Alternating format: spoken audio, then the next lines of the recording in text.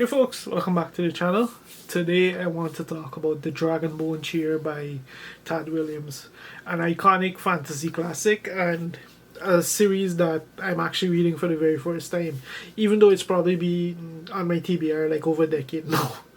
I'm sorry to say, but this is a book you kind of need to be in the mood to read, and I was in the mood finally, so I got to it and I had a pretty good experience. So what is the Dragonbone chair about? So stop me if you've heard any of this before. It's very much like a Tolkien inspired fantasy, but it succeeds in doing its own thing. Essentially, the Prester John, the king of Ostenard, is dead, and his son Elias takes the throne. But Elias is a less than ideal heir, and his ascension gives way for some of the more dark elements who were starting to make traction in court. He gave them a foothold into power, into like the monarch's power, essentially. So it's not a great time to be like a citizen of Ostenard or anything like that. But where it really gets crazy is when Simon, kitchen scullion, is he's traveling around the castle and he's exploring the castle and he inadvertently comes across a dungeon where the king's brother was imprisoned. He was imprisoned actually by the sorcerer, who is the main evil influence in King Elias's court, and he was imprisoned there for use in a very sketchy ritual.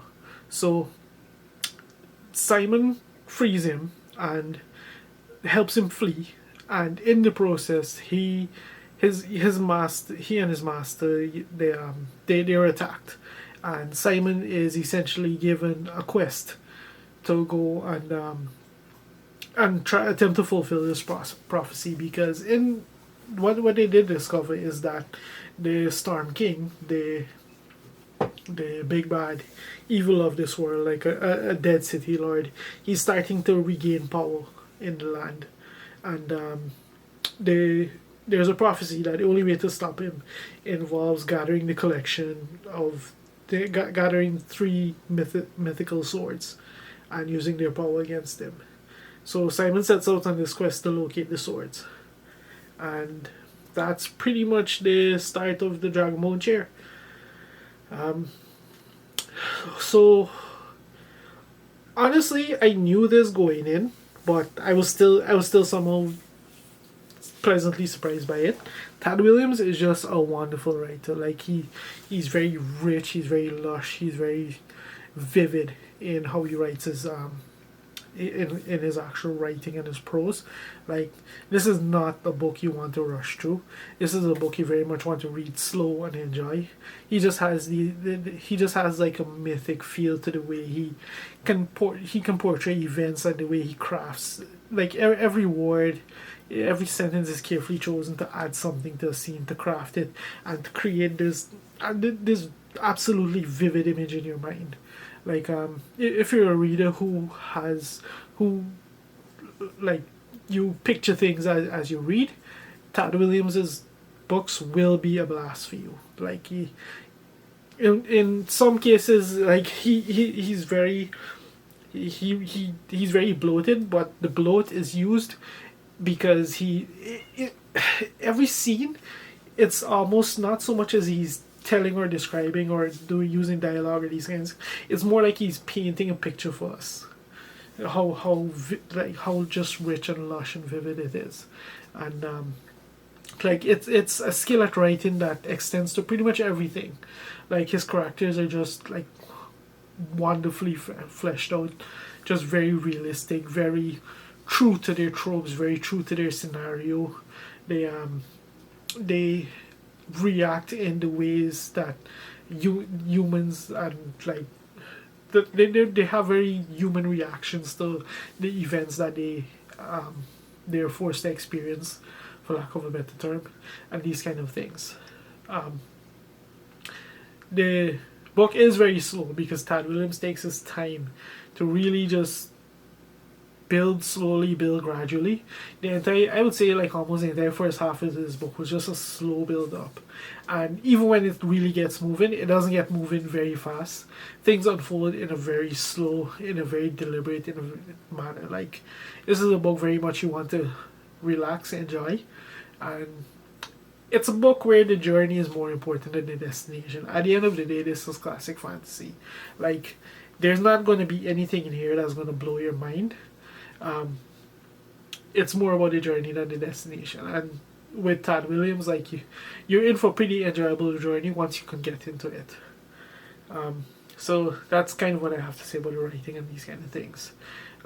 The World of Ostenard, it was actually interesting because like I kind of peg it as like it's sort of European naturally, but it's sort of European at almost like that time period before like pre-Christianity. Like the book has heavy Christian elements in it, but at the same time it's clear like Christianity is something relatively new to this world. Like on the sorcery side, they one of the things that was referenced was Beltane.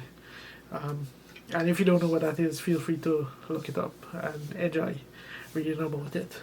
But it kind of fits that time period when Christianity is just kind of starting to gain traction in, like, for lack of a better term, England.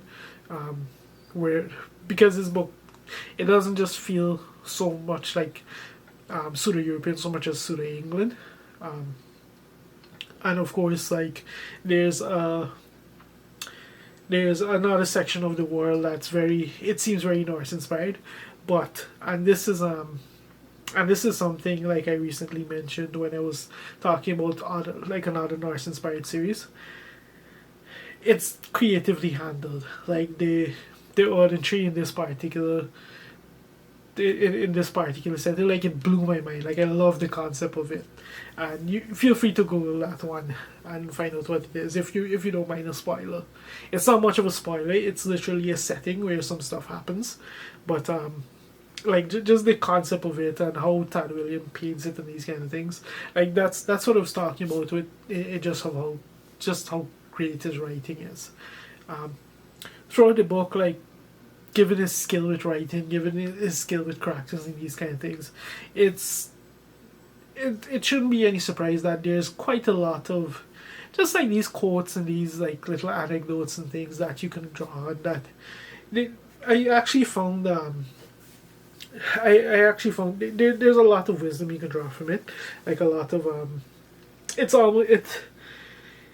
it's almost like reading like those old, or like being told a story like with these parables, like for like the older folks, where they'll have like a story couched it's couched to kind of like a fable, couched to like teach you some sort of message. It has some message to it. Like this book is just littered with different things like you could just pull out in that regard, and I did find it pretty forward thinking for fantasy at the time, given when this would have been published. Yeah, like it was just wonderful. Like, it's just masterfully crafted. Like, just even if I hated the story, I would have loved just the way that this was written, just the way this was executed. It's not the fastest book in the world. It's not like, it may not blow your mind, but I suspect you're gonna have a very enjoyable time, especially if you pick up this book expecting an epic fantasy ride, because it is very much epic. A classical epic fantasy, because it is very much that. If you set your expectations correctly going into this, you'll just have an absolute ball of a time, I think. What else is there to say? Like, this book is, it's a classic of the genre. It's iconic.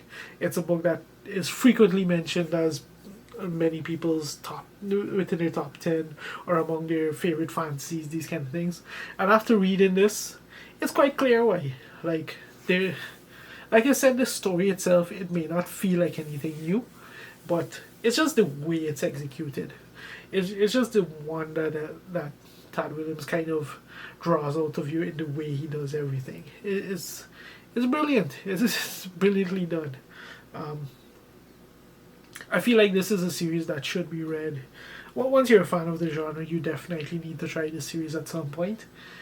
It'll either work for you or it won't. I strongly recommend you wait until you're in the right headspace to try it, because you're in for a treat if you do. If you get this at the right time, if you hit this at the right time. Yeah, like I think that's all I have to say about the Dragonbone chair. If you've made it this far into the video, thank you very much for watching, and I'll see you next time.